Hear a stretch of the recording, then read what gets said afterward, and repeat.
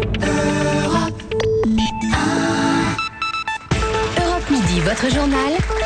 Wendy Bouchard. 13h22 en direct, en public. On va parler de la loi Duflot, détricotée peut-être. Était-ce une fausse bonne idée? On nous avait préparé en tout cas un beau et gros paquet cadeau avec cette loi Allure. Et puis on a le sentiment que de jour en jour, puisque tous les décrets d'application ne sont pas votés, eh bien on détricote justement ce texte. Les professionnels de l'immobilier avaient prévenu, cela dit, cette loi voulait favoriser le marché, mais elle ne faisait que le freiner. Bonjour François Davy. Bonjour. Vous êtes président de Foncia.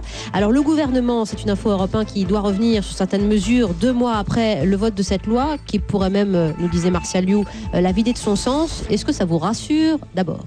D'abord, ça nous rassure parce que effectivement, c'est quelque chose qu'on dénonçait depuis plusieurs mois.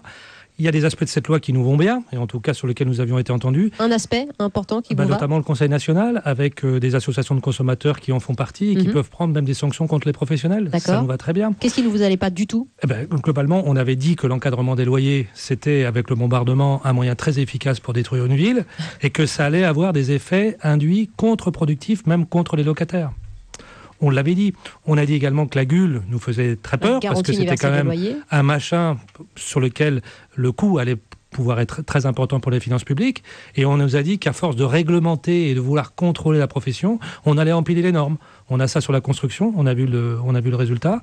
On a ça maintenant sur les services immobiliers et ça, on l'a dénoncé. Les propriétaires, les professionnels de l'immobilier ont donc gagné la première bataille face à Cécile Duflot, qui n'est plus ministre, je le rappelle.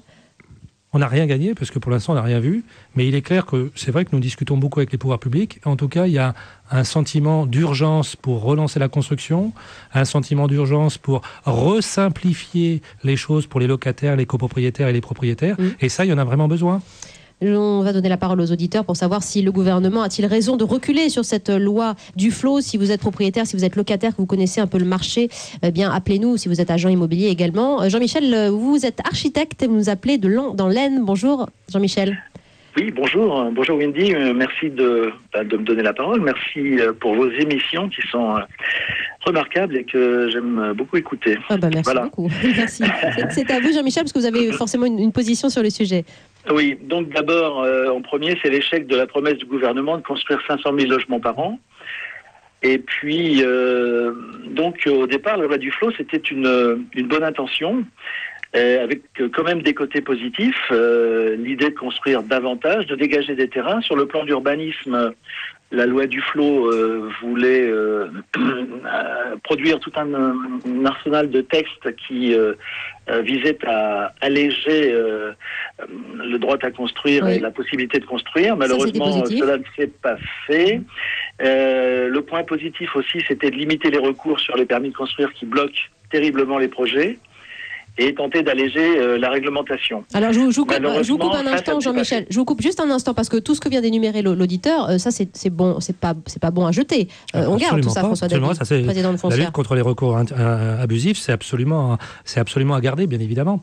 Tout ce qui favorise la fluidité du marché et le fait qu'il y ait plus d'offres de logements, fondamentalement, c'est ce qu'il faut. Mais il y a beaucoup d'aspects dans cette loi qui vont avoir des effets contre-productifs. C'est ça que nous dénonçons depuis le début. Il y a une bonne idée, mais son application va faire qu'on va obtenir l'objectif inverse. Oui. Est-ce que vous avez le sentiment, Jean-Michel, qu'on n'a pas donné assez l'envie d'investir justement aux Français avec cette loi qui effrayait un petit peu? Tout à l'heure, vous disiez les propriétaires ont gagné. Moi, je dirais que c'est encore une fois l'argent qui a gagné sur les bons sentiments. Mais c'est pas très nouveau. Ça s'est produit avec la loi Loucher de 48, où déjà on avait tenté, si vous vous souvenez bien, de réglementer les loyers. Ça a débouché sur effectivement un blocage sur l'ancien et une augmentation sur les loyers neufs et la mise en place d'une pénurie qui a duré jusque dans les années 70. Et à la fin, c'est les locataires qui ont perdu. Et là, ça va être encore la même chose. On veut faire gagner sur les locataires, mais on a tellement bridé les bailleurs que finalement, il n'y a plus aucun intérêt. Et quand un investisseur n'a plus d'intérêt, il n'investit pas. Merci Jean-Michel. Alors les propriétaires qui auraient perdu, selon notre auditeur, François Davy, président de Foncia, vous dites on leur redonne quand même un petit peu la volonté d'investir dans le locatif, justement. Il va falloir aller plus loin. On a parlé des normes de construction, mais il va falloir effectivement faire en sorte que trouver un locataire, ça soit également plus simple. Moi, ce qui me pose un souci, c'est qu'effectivement, avec l'encadrement des loyers notamment, on va donner quasiment le même loyer entre un logement entretenu et le même à côté qui ne va pas être entretenu. C'est pas l'intérêt. Vous savez, dans notre métier, nous on se bat aussi contre les propriétaires qui ne veulent pas faire de travaux ou qui estiment que leur loyer doit être à ce Oui, il n'y niveau-là. a pas les gentils propriétaires et les méchants. Non, et puis locataires. vous avez les gentils Et vice-versa. propriétaires, il y en a 2,1 millions et ils ne sont pas riches. Ils ne sont pas riches, ils ne payent pas l'ISF. La plupart des propriétaires ont un patrimoine inférieur à 350 000 euros. Il ne faut pas l'oublier. Alors évidemment, les réseaux sociaux rivalisent de jeux de mots depuis ce matin. La loi du flot transformée en loi du flou ou en loi du flop. Ça va faire plaisir à l'ancienne ministre du Logement qui a d'ailleurs réagi ce matin, qui n'est pas très heureuse que ce gouvernement enterre déjà sa réforme votée il y a à peine 2 mois. Monsieur, vous avez le micro en studio, vous voulez réagir? Oui, merci. Oui, bonjour monsieur. Bonjour. On cite souvent l'Allemagne comme exemple dans bien des domaines et en matière d'immobilier, je pense que les loyers sont beaucoup plus encadrés que chez nous en Allemagne. Ils ne sont pas plus encadrés, ils sont surtout beaucoup plus bas. Voilà. Et il y a une grande différence, c'est que le foncier coûte beaucoup moins cher, il y a une offre beaucoup plus large. Mais il y a une grande différence en Allemagne, c'est que quand le locataire ne paie pas son loyer, en 6 mois, il est obligé de partir. Et c'est ce qui fait très peur également au propriétaire. Donc le propriétaire, c'est qu'expulser, c'est un cauchemar. Donc qu'est-ce qu'il demande? Il demande un maximum de garantie. Il sélectionne le locataire. Vous savez, quand vous êtes locataire, c'est un chemin de croix avec les pièces qu'il faut produire. C'est ça qui bloque. Et en fin de compte, plus on va simplifier les choses et plus il y aura d'accès au logement. Nous, ce qu'on souhaite en tant que nous professionnels, on veut qu'il y ait maximum d'offres de logement pour qu'il y ait un maximum d'offres locataires.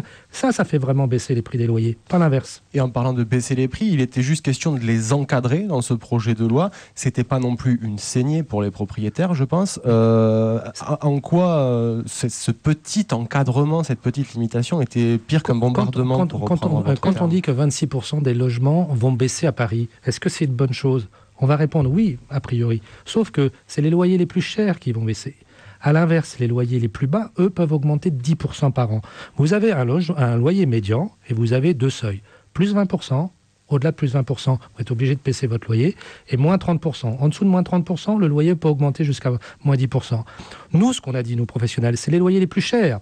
Dans le 7e, dans le 16e, eux, ils vont baisser de 20-25%. À l'inverse, dans le 18e, il y a un vrai risque que des loyers très très bas augmentent jusqu'à 10%. Vous pensez que c'est l'objectif de la loi? Ça m'étonnerait beaucoup. Donc vous êtes pour un encadrement des loyers les plus modestes? Je suis pour un conventionnement pour que les propriétaires s'engagent sur un long terme à ne pas augmenter plus fort que l'inflation et qu'ils aient un vrai avantage fiscal à Pas faire. d'encadrement systématique des loyers, ça vous dit ouf. Enterrement de la garantie universelle, ouf aussi. Président de Foncia, François Davy, vous étiez avec nous. Et puis, bien, on suivra l'évolution de cette réforme et ce travail interministériel qui est fait à la succession après de Cécile Duflot. Merci beaucoup de votre présence, François Davy. La parole est aux enfants dans un instant dans les studios d'Europe 1. On va recevoir Gérard Holtz pour parler du sport et Arnaud Ducret pour parler humour. Les enfants, installez-vous. Nous sommes aussi avec des stagiaires du journal L'Actu et j'accueille donc des CM2 au tableau, les amis. À tout de suite.